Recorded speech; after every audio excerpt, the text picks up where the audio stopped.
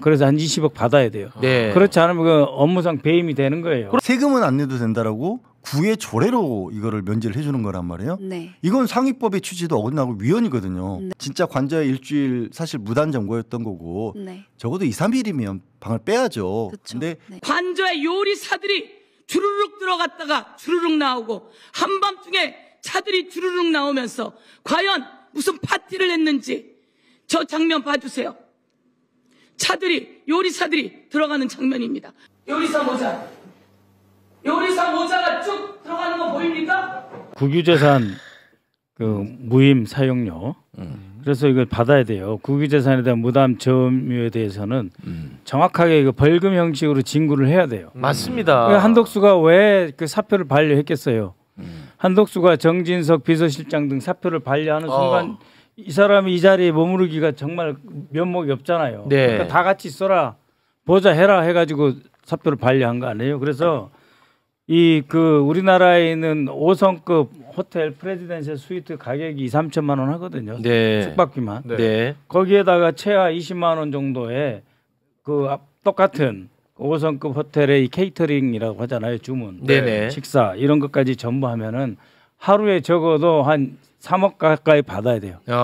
그래서 한 20억 받아야 돼요. 네. 그렇지 않으면 그 업무상 배임이 되는 거예요. 그렇습니다. 행안부나 기재부에서 이거 감사 받아야 되는 일이에요. 정확합니다. 우리도 퇴직하면 안가 있잖아요. 퇴직하면은 잘못 쓴 부분. 예를 들면 자기 부인을 데리고 와서 잤다. 네. 그러면 다 돈 내요. 걸리면. 네. 그래서 그렇죠. 많이 낸 사람들도 실제로 있어요. 형사적으로는 그러니까 나중에 구상 청구를 하더라도 이미 업무상 배임 그다음에 예산 전용 예산을 잘못 사용한 부분은 국고손실죄가 될 수 있습니다. 그리고 그 대통령실 뭐 요리 행정관들을 동원했다면 그것은 직권남용에 해당할 수 있습니다. 그래서 뭐 윤석열 지금 숨쉬는 순간순간 계속 직권남용 범죄를 저지르고 있는 거라고 저는 생각합니다. 맞습니다. 윤석열 그 집권 이후에 물가 최근에 계속 오르면서 서민들 밥값 올랐다, 직장인들 점심 먹으러 못 간다 이런 얘기 굉장히 많이 봤잖아요. 맞습니다. 파면당한 자가 지금 관절을 점거하고 있는 것도 부족해서 식자재를 불러들이고 요리사 모자를 아니 김치찌개 잘 끓인다며 밥 먹어도 그러니까 저런 참 진짜 화내려고 그랬는데 저 요리사들 들어가는 영상을 저희가 따로 준비를 한 게 있는데요. 네. 지금 보시면 저렇게 탑차가 관저에 들어가고 나오는 장면들이 포착이 됐습니다.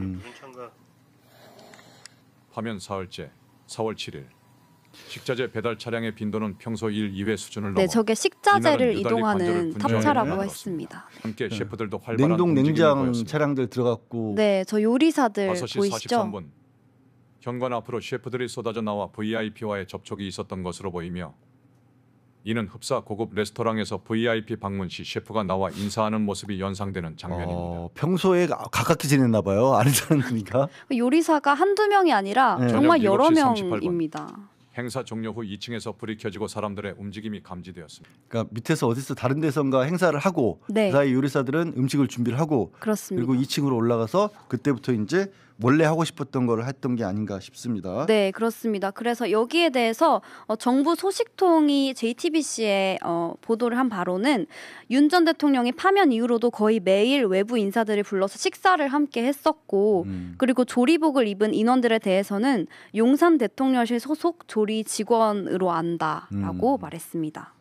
아니 용산 대통령실 소속 직원이라고 할지라도 지금은 물론 오늘 이제 집 나가면서도 경호팀들 40명 규모로 끌었다고 하지만 지금 사실 자격이 없는 사람이잖아요. 그러니까요. 이미 지난주 파면 직후 11시 22분 직후로는 저분들이 저기에 들어가서 요리를 해줄 이유가 없는 거예요. 그렇죠. 뭐 지적한다는 것 자체가 뭐 필요 없는 상황이긴 한데 그 자리에 저렇게 갔던 사람들이 이제 주로 보수 쪽 인사들, 국민의힘 지도부나 이런 사람들이었던 거죠. 네, 그렇습니다. 윤석열은 파면된 날 바로 국민의힘 지도부를 만났었고요. 바로 다음 날 관저에서 나경원 의원을 만났습니다.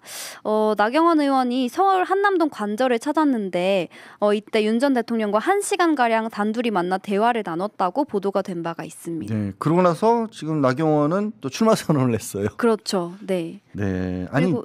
나경원 신기한 게 네.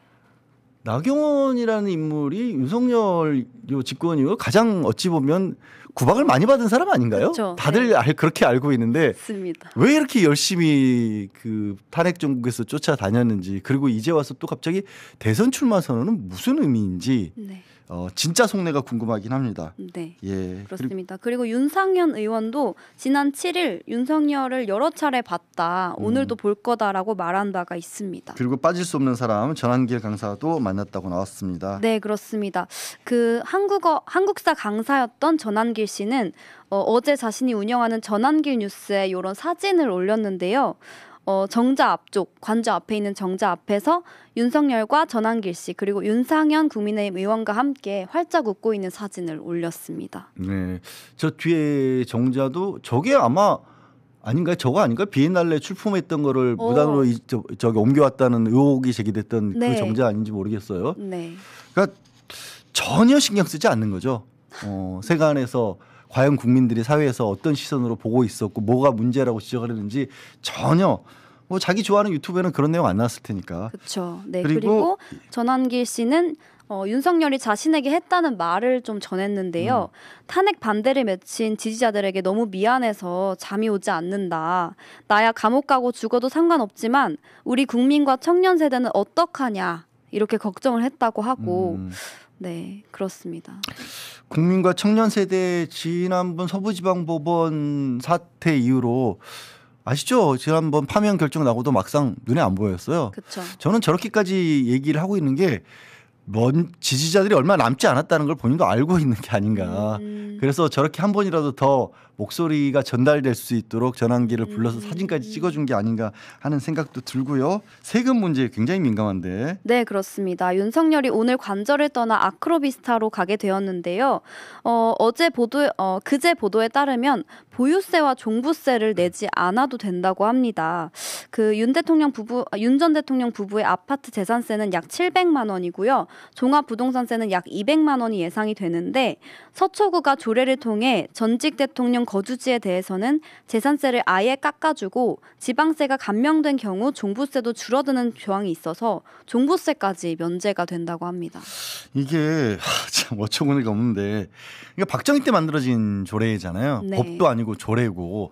그러니까 전직 대통령 예우에 관한 법률에서 파면된 대통령은 어떤 예우도 받지 않는다. 네. 예외적으로 그냥 신변보호를 해서 경호는 해준다인데 세금은 안 내도 된다라고 구의 조례로 이거를 면제를 해주는 거란 말이에요. 네. 이건 상위법의 취지도 어긋나고 위헌이거든요. 네. 근데 박근혜 때 한번 이런 일이 있었는데도 불구하고 안 흡수했다라는 거예요. 이건 뭔가 굉장히 잘못된 거고 네. 서초구청에서는 자문을 받았다라고 하는데 네. 어디다 받았어요? 갑자기 그게 궁금해지네. 그러게요. 문재인 전 대통령은 받고 계신가요? 참? 네, 그렇습니다. 문 전 대통령 측도 재산세를 내고 있다고 합니다. 경남 양산에서는 이런 아니죠. 티켓 거꾸로죠. 네. 조례가 없어요. 아, 조례 자체가 없습니다. 네. 네. 예, 이런 티켓은 조례가 없어서 재산세 내고 있습니다. 깜짝이야. 구독과 알림 설정은 많은 힘이 됩니다. 더욱 좋은 영상으로 보답하겠습니다.